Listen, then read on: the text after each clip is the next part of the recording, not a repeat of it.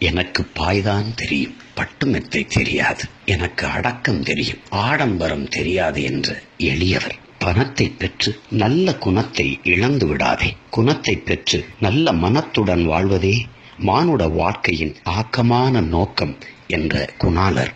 மக்களுக்கு நல்லதை செய், அதை உடனே செய், செய்வதை வேகமாகவும் செய், அதற்காக வேலி தாண்டி விடாதே என்ற செயல் வீரர். 100 ஏழைகள் ஒரு பணக்காரனை உண்டாக்குகிறார்கள், ஒரு பணக்காரனும் 1000 ஏழைகளை உண்டாக்குகிறான் என்ற பாட்டாளிகளின் தோழர். நகரத்தை சுற்றி பொன் விளையும் பூமிகளை எல்லாம் கூறு போட்டு விற்பார்கள். பாலை விற்பதைப் போல் நாளை தண்ணீரையும் விற்பார்கள் என்று இன்று நடப்பதை அன்றே கணித்த தீர்க்கதரிசி. தேசியம் எனது உடல், தெய்வீகம் எனது உயிர் என்ற தேசியவாதி.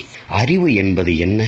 நாம் எவ்வளவு அறியாமையில் இருந்தோம் என்பதை நமக்கு அளந்து கொடுக்கிற கருவிதான் என்ற அறிஞர்.